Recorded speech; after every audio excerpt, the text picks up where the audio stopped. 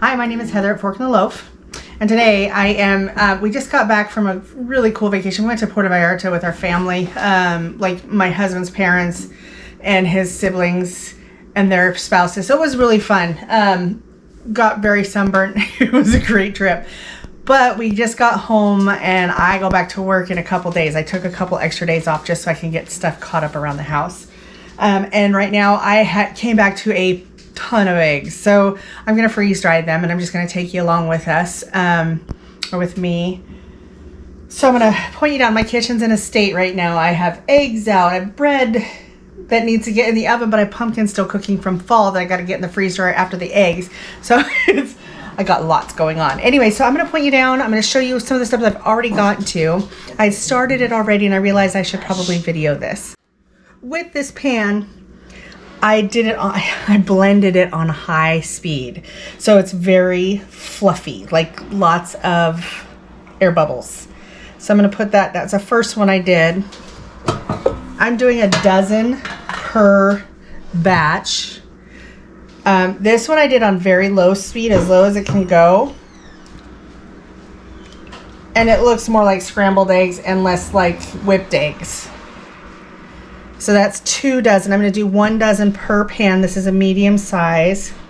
So I'm going to bring you over and show you how I do the blending part. So here's my eggs all set up. My blender. I got a Vitamix. I think any blender would work for this. And I'm just going to crack it right here on this little handle because I've heard that if you put it on a flat spot, you'll get less eggshells in it. I don't know if I've noticed that to be true or not, but so I just cracked 12 into here.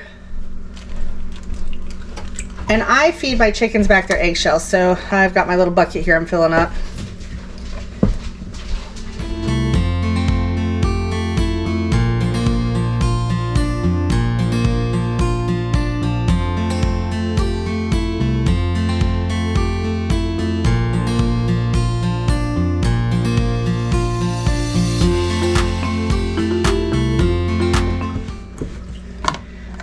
I haven't even done my nails yet. So I've got it on low and I'm just going to let it run for like just a couple seconds just to get this all real well blended. Now, if I were making scrambled eggs, I would never do this. I just use a fork, but I'm doing 5 dozen. So it's worth the cleaning to have to do 5 dozen.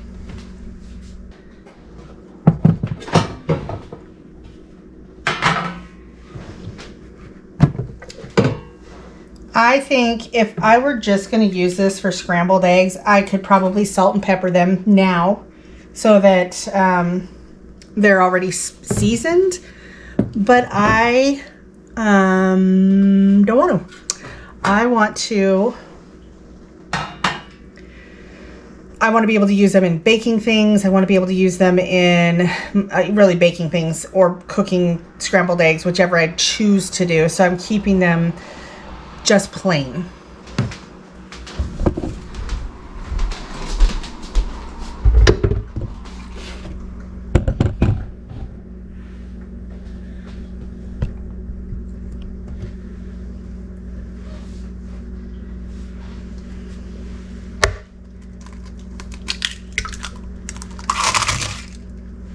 And honestly, because I know, like, I know that 2 tablespoons of the powder with 2 tablespoons of water equals 1 egg.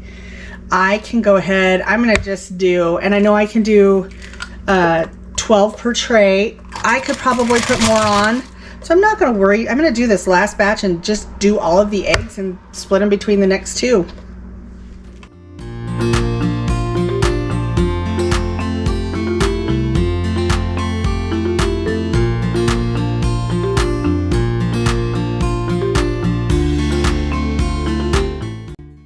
Last 2. I'm going to just kind of divvy this in half.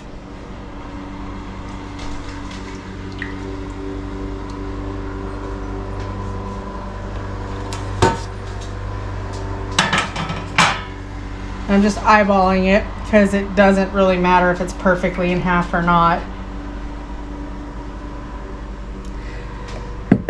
All right, let's go downstairs to my freeze dryer. This is going to be fun trying to carry these down. I think last time my husband helped me. So, I forgot to turn the camera on.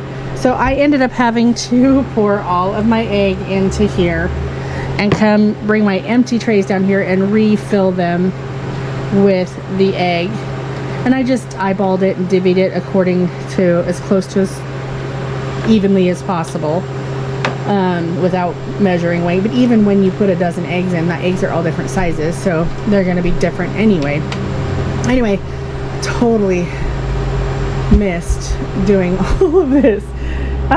Anyway, so I'm going to take you upstairs and I'm going to try reconstituting this and just showing you. I've got some that I've already done, and I put those in jars and I sealed them. With this batch, I'm actually going to Mylar bag these because I don't know if I'll get to them this year or not. I probably will, because the whole point of this is that I get my eggs throughout the winter when they're not laying very much. So we're going to let it do its thing, and we're going to go upstairs and try the reconstitution and see what happens. Okay, so this is freeze-dried egg that I did in March. My nails. Kind of has this crystal-y look to it. And it's fluffy. So I do know that a quarter of a cup is generally an egg. I make mayonnaise all the time, and in order to measure everything, usually one egg is roughly a quarter of a cup, give or take, you know, maybe a teaspoon. They're all really close. So I'm going to do 2 tablespoons of egg. I'm going to do 2 tablespoons of water. And we're just going to try reconstituting it. It's already starting to kind of get that eggy type of a texture.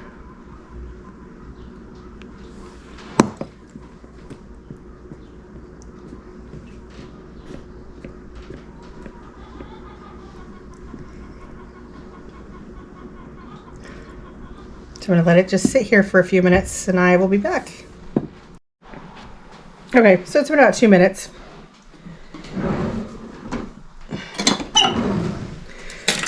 And looks like I've got some little lumpy stuff that still needs to be incorporated.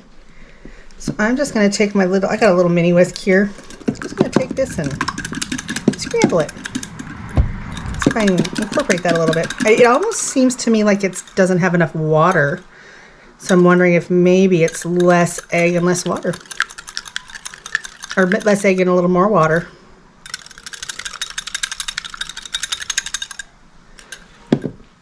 But I'm going to go ahead and try scrambling this. I'll pull you over to my stove with me.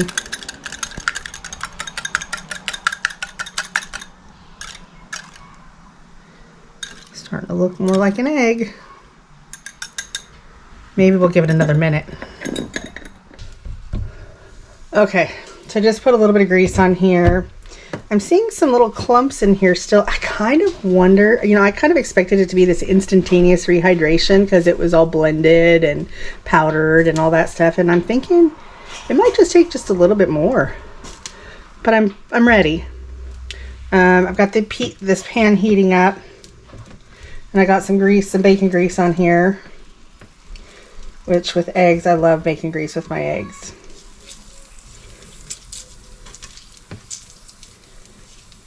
I don't know if I have enough. Cast iron. I love cast iron. One of the things that with cast iron though is you've got to use grease. You've got to make sure your pan is hot. You've got to use grease or fat, whatever. If you don't have that, it'll stick. It's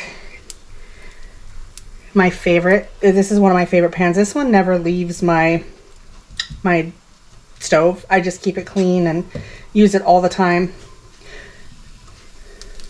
Are you team soap or team no soap on your cast iron? Post in the comments. I am team no soap. I think the times that I have used soap, it's ruined. I wouldn't say ruined it, but and I've learned a lot throughout the years of using these. I've been using these my whole life. My mom had them when I was a kid. My grandma had them when she was a kid. Matter of fact, I think I have one of my grandma's pans. I have a couple of my mom's pans because she doesn't cook anymore. I cook everything. So I'm just going to go ahead and pour this on.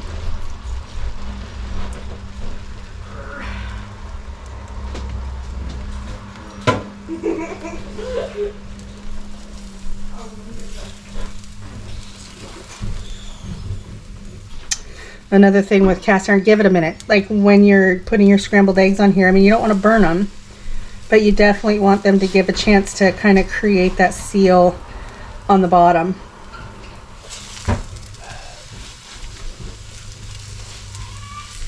And now this is not any extra water. I bet if I added extra water, it would fluff them up a little bit. But I need a little something to put this on.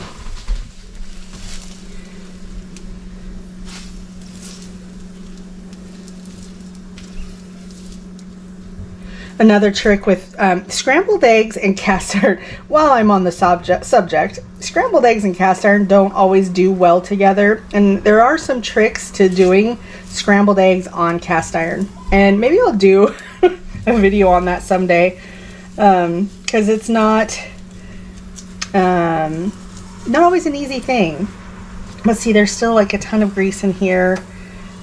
And I'm just going to take a paper towel, really, and wipe all this off because nothing is stuck to the bottom. I'm getting all those chunks together so that I can just pick them up with a paper towel. Come on. I got some on here.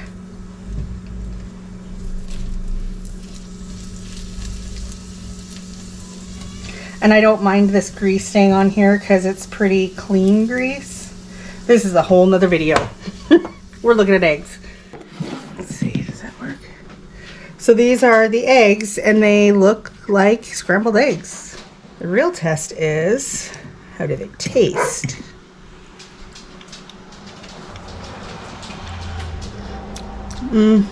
They taste like scrambled eggs. I think they would totally work in like a camping situation. They will definitely work this winter. I am not a super big scrambled egg fan, so not something, I mean, I would definitely do that to make a sandwich or an omelet. Absolutely. But just to eat plain scrambled eggs, I like to add ham, spinach, you know, stuff to it. But it tastes just like scrambled eggs. It does have a slightly different texture, but not one that I find offensive or that I find I can't live with. If it means I can have eggs stored, not waste any, not have to buy any through the winter, I'm on board. I kind of love raising my own eggs. All right, so I just got up from the freezer, or from the freeze dryer. I let them go a long time. It's now Sunday evening. I kind of let them go a little longer than they needed to, but we're still in the drying process, so we're good. So I am just going to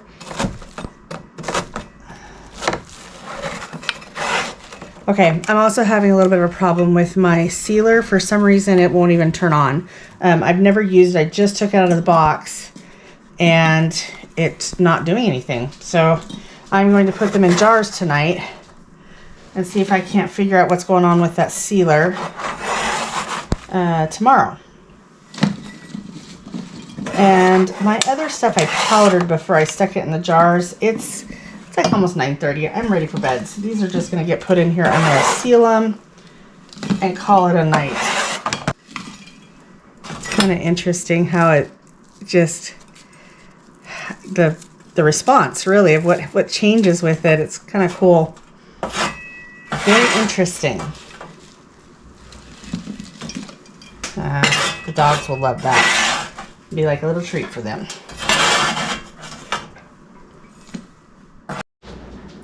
Okay, so I got 2 half gallons. I have this cute little thing right here. Got this with my sister-in-law way back a couple years ago. Anyway, so I just use it in conjunction with this and seal these on. I do put a ring on these because, one, I don't have an oxygen. I did not put oxygen absorbers in. Yeah, I can't talk. I didn't put the oxygen absorbers in these ones. I should have. I might just take care of that tomorrow, but for tonight, it's going to be just fine sitting in this bottle overnight. And I will finish cleaning up my mess in the morning because it is bedtime. So you know, I tried doing a reconstitution with that, and I scrambled it. I have not baked anything with this yet. I haven't used it for anything other than to try to reconstitute and do that scrambled egg with you guys. And I look forward to the opportunity to try. We have 10 hens right now, and we're getting about 9 eggs a day, and so we just can't eat that many eggs. My husband and I eat a lot of eggs, but not that many. So this is in the wintertime. I let them take a break this last winter, and I just bought eggs to supplement. And so I really want to have a good stock of eggs this next winter, for when they slow down again. I like not making them lay throughout the whole winter. So I look forward to having stuff on hand. So we'll see. This is a gallon of freeze-dried egg, and it seems like it's pretty comparable in size. Like, it doesn't really shrink. It just, all the moisture goes away. So I'm thinking I have about a gallon of egg here, possibly more, because I haven't measured. But this is going to be a good thing just to have on our shelf throughout the winter. And